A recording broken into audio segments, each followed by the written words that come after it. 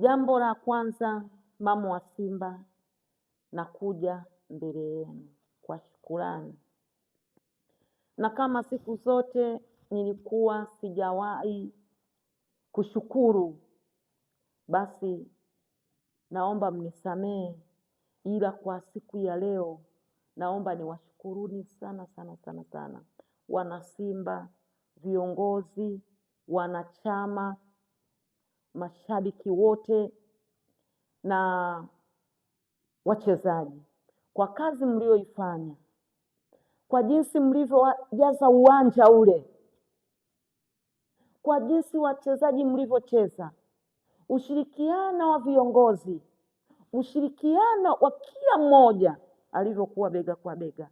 Mimi ninasema asante, asante. Mungu awabariki.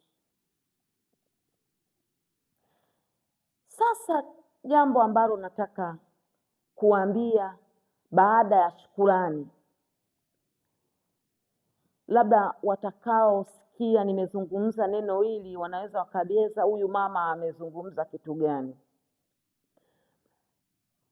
au wengine wakasema ana maana gani. Naomba mnielewe, ambaye hajanielewa naomba aniulize. Nataka kuwafafanulia lile jina la mwamba wa Lusaka.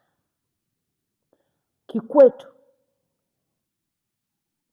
maana yake ni mtawala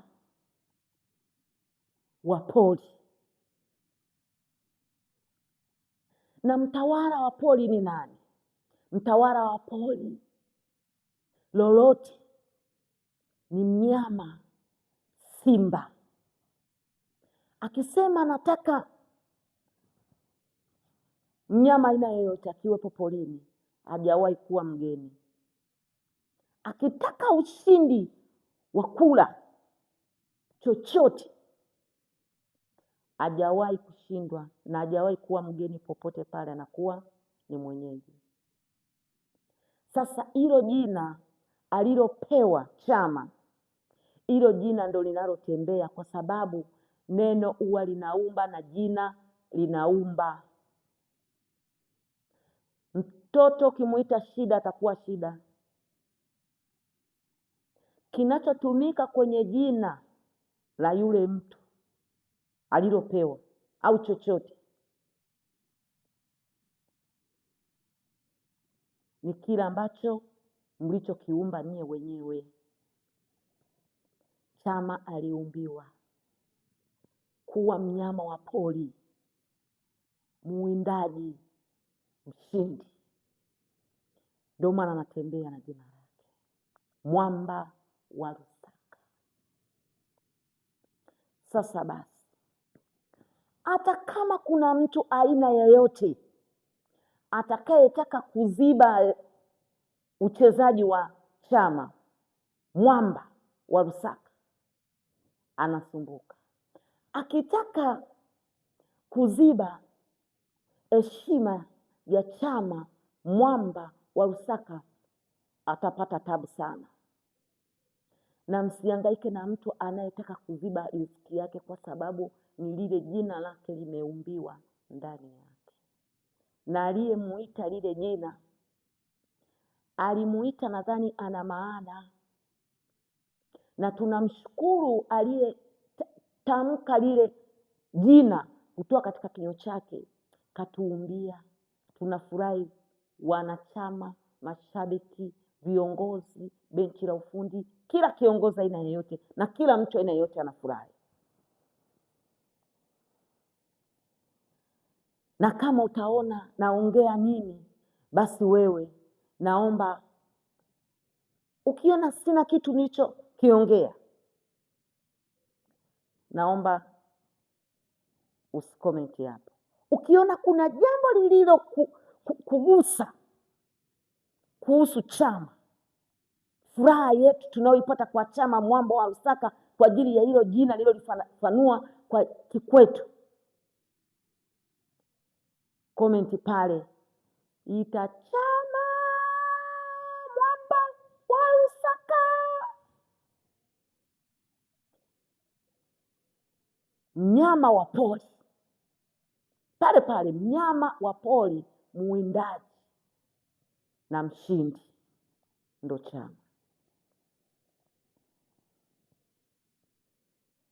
Mwenye nyota yake hakuna mtu wa kuweza kuizima. Atakayeizima ni Mwenyezi Mungu peke yake. Mwanadamu hawezi kuzima ile nyota. Wale wote wanaopiga kelele tunataka sijui tumchafulie sijui anayetaka kumtangaza Chama, sijui anapeleka goli lake sijui wapi, huyu aliyeletwa hapa sijui ndo Fernand, mnasumbuka bure. Mwenye nyota yake ni nyota, iking'ara imeng'ara, hauwezi kuiziba. Mama wa Simba nimesema, ila naomba niwaambie kitu kingine kilichoweza kunitoa machozi siku ya jana. Machozi yamenitoka, na ndio maana mpaka sasa hivi niko kimya. Nilikuwa nimekaa kimya toka jana, nilikuwa na tafakari. Pale wakati tunaletewa moto, nilipata kiharusi ghafla. Lile goli la Chama, ile kona iliyozaa lile goli, nigeuka hivi nikamwangalia Ahmed Ally na Tobi, furaha walioionyesha pale, shangilia walioionyesha pale. Yaani kile kiharusi kilikoondokea sikujua, na yale machozi ya furaha niliyowaona wana furaha yao na jinsi walivyoshangilia lile goli, nilisikia machozi ya furaha yakawa yani yametawala ndani yangu. Nilifurahi sana. Niliendelea kuomba ili ile furaha isiweze kuondoka ndani ya kila mmoja, mwanachama, mshabiki, viongozi wote, benchi la ufundi, wachezaji. Niliomba sana kwa uchungu. Nashukuru sana. Mungu awabariki na Mungu aendelee kuwatia moyo. Kila mechi inapotokea leo au kesho, kila mmoja mwenye kiu ya kwenda uwanjani asipungukiwe na asikose pesa. Nashukuru sana. Ndoa.